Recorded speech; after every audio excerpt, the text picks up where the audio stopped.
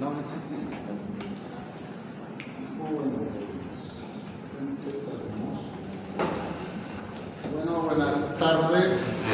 Vamos a hablar sobre acalasia, siempre patología esofágica y que tiene que ver, vamos, con algo de parecido con la técnica de tratamiento con el tema que vimos anteriormente. ¿Qué es la acalasia? El esófago ya es un trastorno que consiste en que el cuerpo esofágico se encuentra aperistáltico, o sea que el peristaltismo del esófago está alterado y el esfínter esofágico inferior no se dilata tras la deglución, o sea, no existe una coordinación entre los movimientos peristálticos del esófago y la relajación del esfínter esofágico inferior. Hay una discinesia, una disinesia y una acalasia. La disinesia en los movimientos esofágicos y la acalasia que es la falta de relajación del esfínter esofágico inferior. Tiene una causa nerviosa y las pruebas patológicas que sustentan este concepto están basadas en la degeneración o agenesia de las células ganglionares de los plexos de Auerbach en el esófago de muchos pacientes. ¿Cuál creen que es la causa que produciría esta degeneración? El Chaga es la causa principal en nuestro medio y en países de Latinoamérica, Sudamérica, sobre todo Brasil, Bolivia, Paraguay, norte argentino, la enfermedad de Chagas. El Chagas afecta al corazón, afecta al esófago y afecta al intestino grueso. Y como podemos ver aquí en la imagen, se produce una falta de relajación del esfínter esofágico inferior, lo cual nos produce con el tiempo un crecimiento anormal en el diámetro del esófago, tanto en longitud, pero sobre todo en diámetro.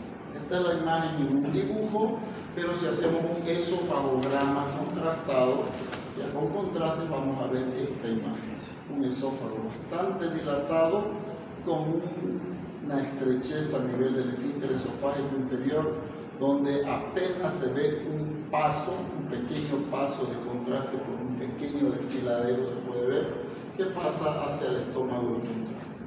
¿Okay? Causas de incidencia y factores de riesgo. La principal anomalía en la acalasia es la insuficiencia del esfínter esofágico inferior para relajarse, ¿ya? Cuando hay deglución. Este trastorno se caracteriza por la pérdida de las contracciones en forma de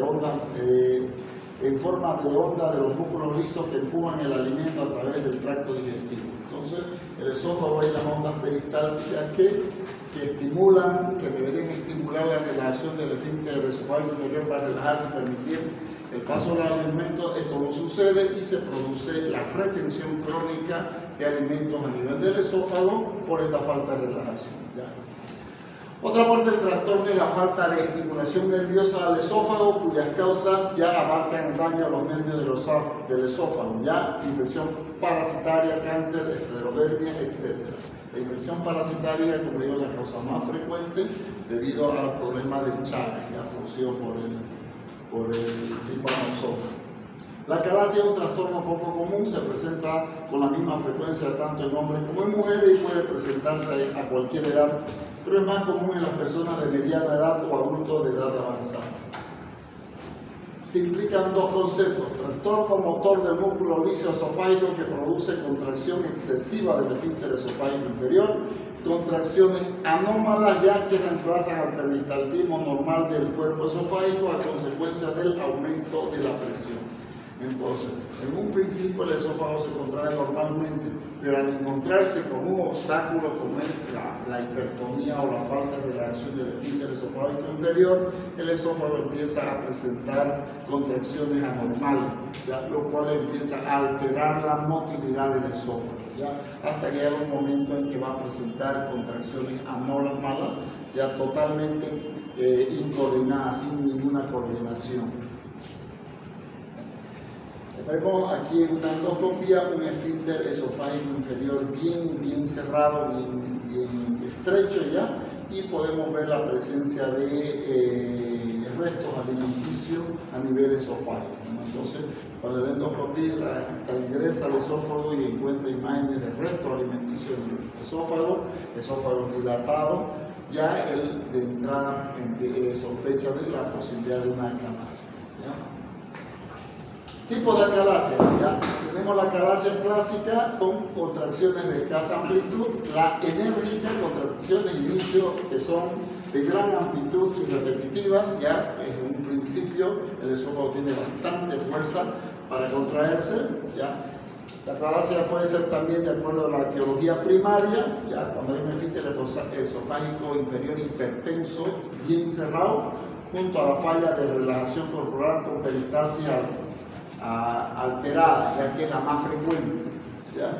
Y la secundaria a un cáncer gástrico infiltrante, un Chagas o síndrome por pseudo-obstrucción intestinal, ¿ya?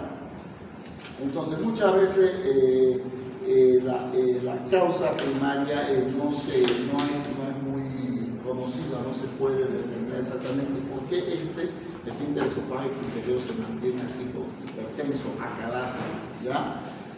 En causas secundarias generalmente sabemos que la causa principal es el Chagas, secundaria a la infección por el Chagas. Fisiopatología se presume por la degeneración de los plexos de Auerbach, ¿ya? Esto se altera la relación muscular, por lo tanto hay hipertensión del esfínter esofágico inferior, aumento de la presión intraluminal del esófago, ya disminución de la peristalsis anormal, lo que lleva a la dilatación esofágica, ¿ya? Entonces vemos ahí ya la estrechez del esfínter y la retención crónica de los alimentos, y va con el tiempo produce la dilatación del esófago. ¿Cuáles son los síntomas principales? Síntoma inicial y más constante es esto. No se olviden de eso. La disfagia. No van a confundir con la pirosis. La pirosis es la sensación de ardor retroesternal, quemazón, el síntoma de otra patología, de la enfermedad por reflujo gastroesofágico. La disfagia es por acalasia. Disfagia significa dificultad para la deglución. El paciente con acalasia siente que come y siente que se le tranca la comida. Se le tranca la comida, siente que se queda detenida la comida. Ese es el síntoma principal de la acalasia, la disfagia.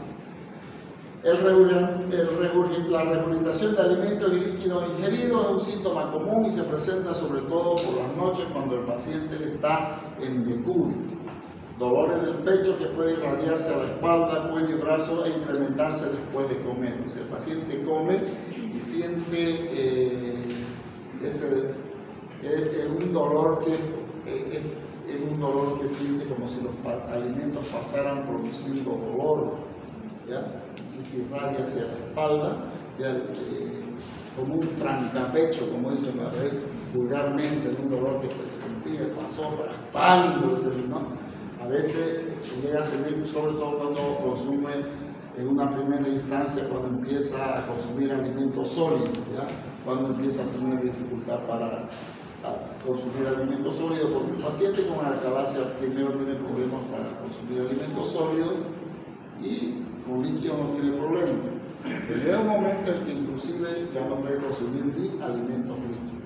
Tanto el problema de la hipertonía, el cierre, de que tiene dificultad para consumir líquidos, ¿no? Pérdida de peso involuntaria. Esto es muy importante. No hay pacientes con alcalasia gordo. Todos los pacientes que tienen problemas de alcalacia son flacos. El otro día hemos operado a una paciente con alcalacia gorda. Yo la veo a la paciente y le digo, ¿usted tiene alcalacia? Le digo, sí, me dice, doctor, yo tengo alcalacia, pero usted es media gordita. No, o sea, no era gorda, era gordita, ¿no? Me dice, pero usted no tiene pinta de paciente con alcalacia. Doctor, he perdido 20 kilos, me dijo. Era bien gorda, la señora era obesita, ¿no? He perdido 20 kilos ya, doctor, porque no puedo comer. O sea, estaba en proceso de pérdida de peso. Todavía no había cómo sería, no pesaba, creo, 100 no sé cuántos kilos. Y estaría en sus 80, 85 kilos la mujer. Me dijo, he perdido 20 kilos, doctor, me dijo, ya, ¿no? Ya, bueno, ahí se entendía. Entonces hay pérdida de peso. Los pacientes con alcalacia pierden peso, la gran mayoría son flacos. Acidez y tos, ¿ya? Generalmente por el reflujo de los alimentos. Ya, los reflujos de los alimentos pueden refluir y entrar a la tráquea y producir tos y el paciente se ahoga y esas cosas, ¿ya? Dentro de los diagnósticos de la alcalacia, pues tenemos radiológico, hay ausencia encontramos una ausencia de gas en el fondo gástrico, masa mediastínica con nivel hidroaéreo. Entonces en la radiografía podemos ver un ensanchamiento del mediastino como si hubiese una masa y podemos ver un nivel hidroaéreo, que son los alimentos retenidos a nivel del esófago, ¿ya? Entonces se ve eso. Entonces con el trago de Vario se puede ver una dilatación así y una estenosis en la parte final de esa dilatación, que es el esófago dilatado, y la parte donde está la alcalacia, pues ahí se ve la estenosis, ¿no? Y tenemos los grados de alcalacia de acuerdo al diámetro de dilatación que podemos ver en ese esófago, y tenemos un grado 1 donde vemos un esófago menor de 4 centímetros de diámetro, grado 2 entre 4 y 7, un grado 3 entre 7 y 10 centímetros y un grado 4 mayor a 10 centímetros, ¿ya? En la radioscopía vamos a ver una pérdida del peristaltismo esofágico, sobre todo en los 2 tercios inferiores, ¿ya? Y vemos que el esófago, el esfínter esofágico inferior se encuentra contraído. Y aquí vemos los grados de alcalacia. El tipo 1, menos de 4 centímetros, el tipo 2 de 4 a 7 centímetros, tipo 3, el diámetro mide de 7 a 10 y más de 10 centímetros, el tipo 4, el diámetro, inclusive vemos un esófago que parece un intestino grueso. Y yo les dijera así, sin saber qué están viendo ustedes aquí, que vean una radiografía contrastada de colon, podría ser, ¿no? Es así. También le llaman esófago sigmoideo, le llaman al esófago grado 4, porque tiene la apariencia de un color sigmoide, ¿ya? De tan dilatado que se encuentra, ¿ya? 1, 2, 3 y 4, de acuerdo a los grados, ¿okay? Y bueno, como ven, aquí vemos una radiografía típica de una alcalacia. Una radiografía contrastada donde vemos un esófago bastante grande, aproximadamente estamos hablando de un grado 4, de más de 10 centímetros de dilatación del esófago, donde vemos la estrechez bastante marcada, hay un pequeño pasaje solamente de contraste hacia el estómago y vemos el estómago que nuevamente se vuelve a a pintar con el contraste, pero se ve claramente la estrechez ya por el espasmo del esfínter esofágico inferior. Igualmente, ya, este es un esófago sigmoideo, ya, si yo le mostrara ahí, pareciera un colon sigmoide. ¿No? Ustedes podrían decir, esto es un colon sigmoide, ya. Y aquí hay una imagen muy bonita, interesante, que le llaman imagen de pico de pájaro, que pareciera el pico de un pájaro, es el pico de un pajarito, ¿ya? Esa es la imagen que nos da la calasia, ¿ya? Una imagen radiológica en pico de pájaro, ¿ya? Aquí está, el pico de pájaro con punta de látex, ya el esófago dilatado. Ya aquí hay una tomografía donde vemos un esófago sigmoideo bastante grande, una dilatación tremendamente grande, ya, y la zona calática en esta forma, el esfínter esofágico, pues si ven ustedes, es terriblemente grande. Son casos muy complicados porque a pesar de que hagamos una cirugía y dilatemos, hagamos el tratamiento, estos esófagos son esófagos que tienen problemas igual que el paciente. El paciente va a ser un paciente que va a tener problemas porque aparte de estar, a pesar de estar dilatado, además de estar dilatado, es un esófago que está elongado, ¿sí? Ya aquí hace como una curvatura el esófago, ¿ya? Para llegar a la parte del esfínter, ¿no? Un esófago bastante grande con restos alimenticios. ¿Ya? Otra imagen, ¿ya?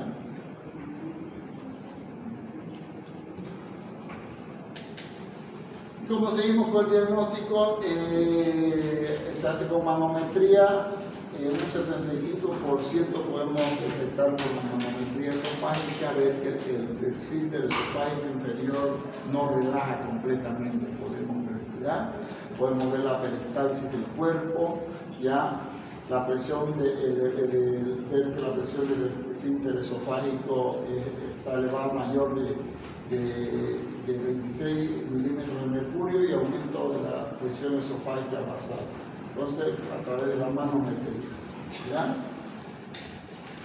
¿Qué alternativas terapéuticas hay en el tratamiento de la en primera instancia, cuando el proceso está empezando, se puede tratar de hacer un tratamiento médico, ¿ya? Un tratamiento farmacológico a través de bloqueadores de los canales del calcio. Son medicamentos ya que se dan para ayudar a relajar el esfínter esofágico. ¿Ya? Entonces son medicamentos, los bloqueadores de los canales del calcio son medicamentos que se dan para la presión arterial, para dilatar ya el músculo del esfínter esofágico inferior. Entonces, cuyos resultados pues son ligeramente buenos, ¿ya? Otro tratamiento son la inyección de la toxina botulínica, los famosos Botox, ya que se coloca endoscópicamente a través de endoscopía a nivel del esfínter esofágico inferior. Se hace la inyección de Botox y se lo relaja totalmente y se lo mantiene abierto. Este tratamiento dura alrededor de 6 meses, puede durar entre 4 a 6 meses. El paciente puede tener mejoría, pero pasa el efecto del Botox y nuevamente puede volver a tener la cara así, ¿ya? Entonces, dilataciones neumáticas e hidrostáticas. También por endoscopía se flanquea el esfínter esofágico inferior y se hace influir con balones y se insufla y se lo trata de dilatar el esfínter esofágico inferior, ya sea con balones con aire o balones con líquido, ¿ya? ¿Cuál es el peligro aquí de perforar el esófago? ¿Ya? Hacer una insuflación muy forzosa y perforar el esófago, ¿ya? Y en caso de fracasar las alternativas clínicas, las dilataciones, etcétera, pues se tiene que ir a la alternativa quirúrgica, que es la definitiva, ¿no?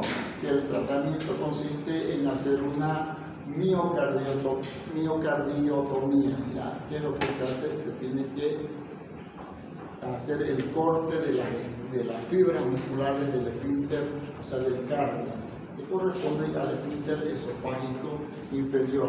Existe la técnica de Heller, miocardiotomía de Heller, y se tiene que complementar con una técnica antirreflujo, ¿ya?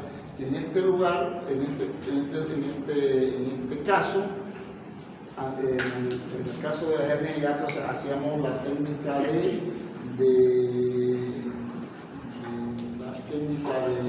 la técnica antirreflujo de Nissen, ya la fundoplicatura de Nissen. Aquí hacemos la fundoplicatura parcial de Toupet, ya. Generalmente se hace parcial, no se cierra totalmente el estómago, sino se hace parcialmente por el hecho de que tenemos un esófago ya afectado, ¿ya? Y no queremos estrangularlo mucho con el estómago en la parte inferior, porque es un esófago cuya fuerza peristáltica ya no está muy buena. Entonces, por eso es que ya actualmente no se aconseja hacer una técnica de Nissen en el tema de la acalasia. ¿Okay? En casos más extremos, hacer esofagectomía, o sea, resección de toda la parte inferior del esófago, llevar el estómago, hacer gastropatía y llevar la parte del estómago a unir con el esófago, etc., ¿no? Pero las técnicas más frecuentes son estas, ¿ya? Actualmente la técnica, el gold standard, es la laparoscópica. Es la técnica laparoscópica para resolver este tipo de patología, ¿ya? Entonces, vámonos al tratamiento. ¿Qué tratamiento? En primer lugar, tratamiento que se tiene que hacer al paciente que presente esta patología, usar una dieta blanda, no dieta indicarle primero al paciente que los alimentos los tiene que masticar bien, los tiene que triturar bien. No usar alimentos muy sólidos, sino utilizar alimentos que sean de fácil masticación y de fácil deglución. Utilizar sedantes, ¿ya? Utilizar los nitritos, o sea, los bloqueadores de los canales del calcio, que son los nitratos, algunos anticolinérgicos que ayuden a relajar un poco también el esfínter, ya, los bloqueadores de los canales del calcio, ¿ya? Y el tratamiento quirúrgico mínimamente invasivo, ya, que son las inyecciones botulínicas a través de endoscopía, ya, las dilataciones con balones también, ya, y la miotomía quirúrgica, que es la cardiomiotomía de Heller que le dije, y complementada con una fundoplicatura de Toupet, ya, que es la técnica antirreflujo. Siempre se tiene que hacer la técnica antirreflujo, no se hace cardiomiotomía pura, ya, siempre se hace la técnica antirreflujo. Y estos son los valores de hidratación que se hacen. Este valorcito se coloca desinflado al paciente, ¿ya? Y una vez está colocado se franquea el esfínter esofágico. Y una vez está franqueado se hace control radiológico y vemos que el balón está franqueado entre el estómago y el esófago. Se hace la insuflación y aquí se mide las presiones entre 10 aquí, entre 15 a 20 centímetros, ¿ya? Para ir dilatando, ¿ya? Para ir dilatando el esófago, ¿ya? De 3 a 5 hasta 4 centímetros puede dilatar. Y aquí vemos cómo es la dilatación que ¿ya? Con los valores, ¿ya? Como digo, tiene su riesgo porque muchas veces se ha producido la ruptura del esófago, la perforación del esófago por la presión que hace. No es aconsejable hacer muchas dilataciones también, porque la dilatación produce ciertos desgarros y produce fibrosis también. Entonces, en algún momento, si hacemos muchas sesiones de dilatación, pues esas fibrosis ya no son muy flexibles, muy elásticas y se desgarran. Entonces, ahí sí podemos perforar el esófago. Entonces, en algún momento el paciente va a llegar así, ¿ya? Va a llegar en un momento así. Aquí vemos una imagen radiológica donde estamos colocando el manguito. Esto corresponde al esfínter esofágico inferior, la parte que estamos dilatando. Y aquí otra imagen de calasia. Calasia, esto es antes de la dilatación y después de la dilatación. ¿Ya? Son resultados, como digo, temporales. El hacer una dilatación tiene también su tiempo. Ya dura puede durar desde 1 mes a 4 meses. El paciente muchas veces le hace la dilatación y al mes el paciente está igualito. ¿Ya? Entonces no resulta muy efectivo. Estos son los balones para hacer la dilatación. Generalmente los gusanos son desechables. Generalmente, como ellos los hacen, son los endoscopistas los que hacen este procedimiento. ¿Ya? Colocando balones para hacer la dilatación. El dilatador de Starks. ¿Ya? Entonces, la zona donde se hace la dilatación. Y el tratamiento quirúrgico hay que tomar en cuenta, como les dije, que la cirugía abierta se hacía no antiguamente, hace más de mucho, hacíamos cirugía abierta.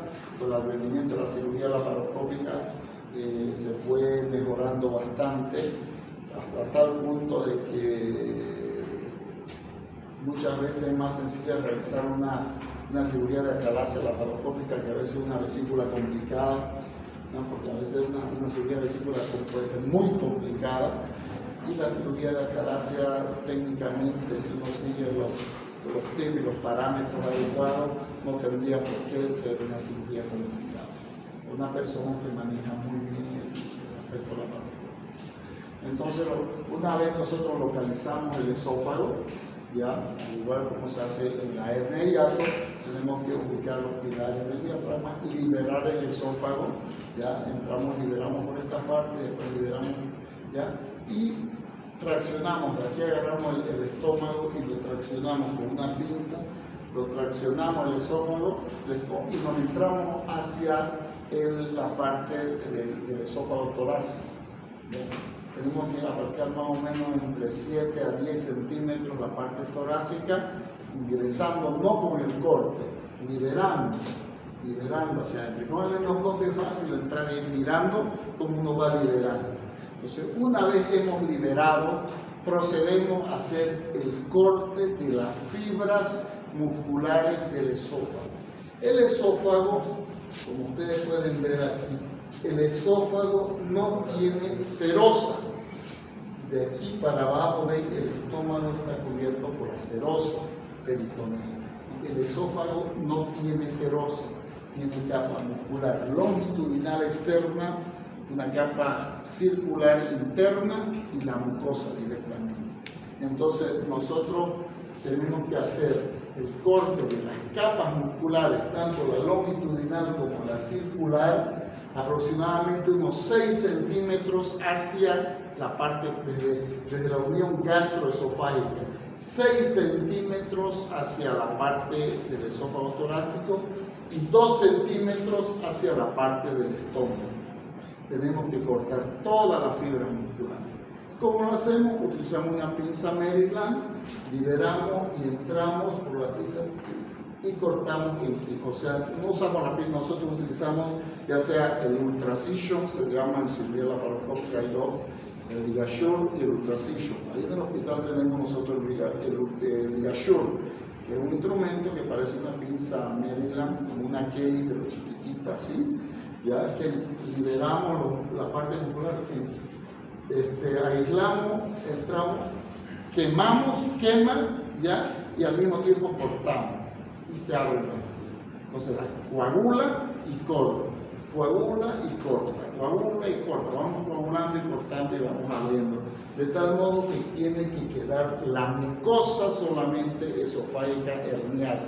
Se hernia, queda libre la mucosa. Entonces con eso aseguramos que todo este esfínter esofágico lo hemos cortado, lo abrimos y queda la mucosa expuesta, ¿no? Yo me acuerdo cuando estudiaba medicina, ¿cómo la mucosa así? ¿No se romperá? No, esa fue mi primera pregunta cuando yo estudiaba medicina. Se la deja así, no pasa nada. Por eso es que nosotros hacemos la técnica Toupet, después la antirreflujo y ayudamos a proteger un poquito con el estómago esa parte, ¿ya? para proteger esa mucosa arterial. Pero queda la mucosa, después la mucosa se plastrona todo y queda protegida. Pero lo que hacemos es liberar por medio del esfínter, la fibra de que cortamos esa es la esfinterotomía de Heller, se llama, ese procedimiento. ¿Ya? O sea, o la cardiomiotomía de Heller, eso es su verdadero nombre, ¿no? Y una vez hemos hecho eso, se procede a hacer la fundoplicatura. El fondo del estómago lo llamamos y decimos, esta es la fundoplicatura de Nice, ¿ya? Completa. Abraza todo el esófago, el fondo del estómago, lo llevamos al fondo del estómago por atrás del esófago y lo abrazamos así, ¿ya? Esto luego lo hacemos nosotros en las hernias de hiato, un esófago que no está afectado. En acalasia no lo hacemos más, ¿ya? Lo hacemos solamente parcial. Antiguamente le decían las eminiscen, ¿ya? Mal llamadas eminiscen. O sea, emi porque solamente hacían la mitad, ¿no? Ahora sabemos que ya se hace la técnica de Kupets. ¿Ya? Hay otra, se llama la de, no me acuerdo muy bien, que la hacen por atrás.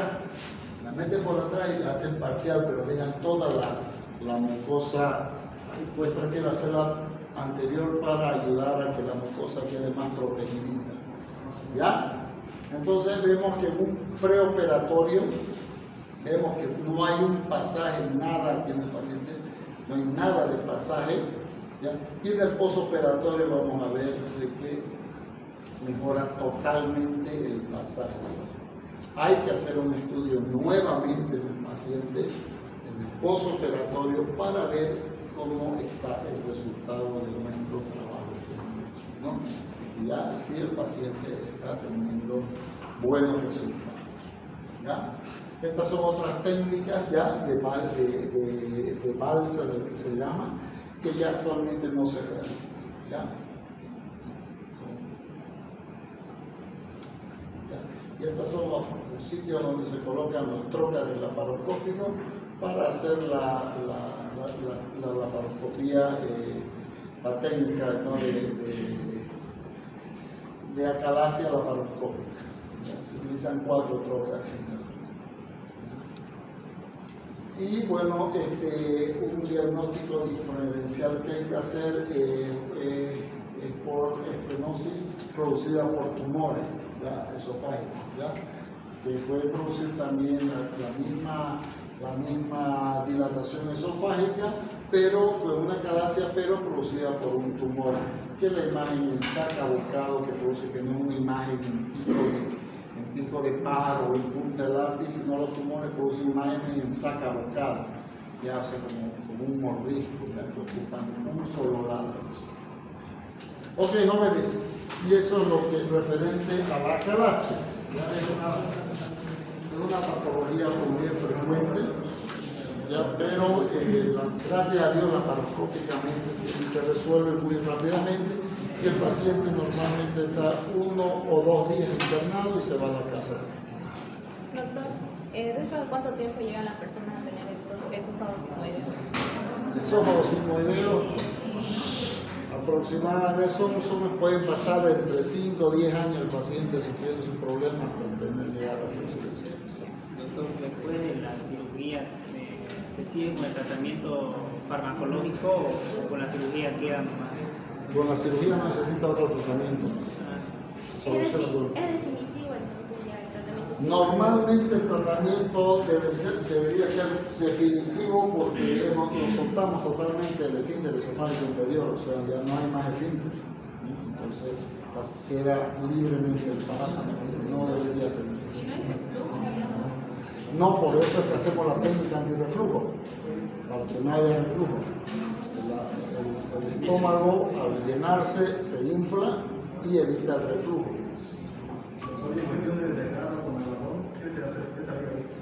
Hay que intervenir al paciente y suturar el esófago.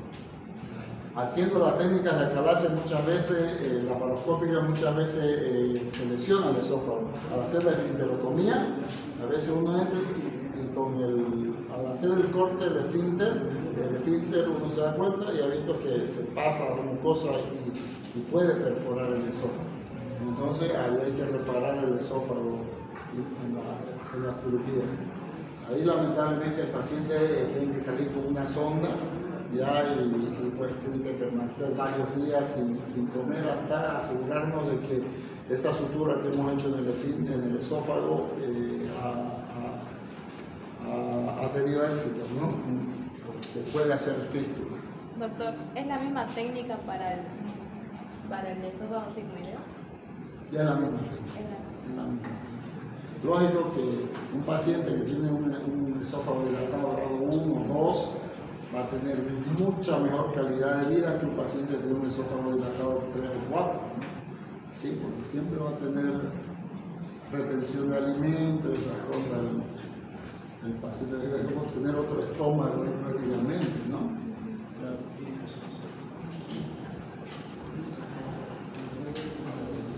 Bueno, jóvenes.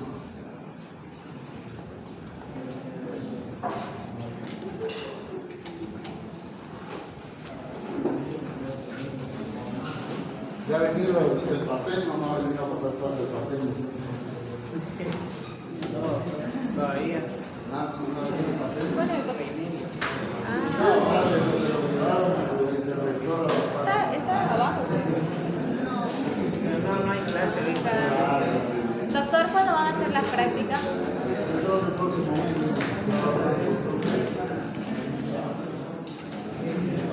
Como van a ser las 3 grupos, vamos a empezar con más clases. Va a ser motivo por examen. Va a ser motivo por examen. Ya volvemos.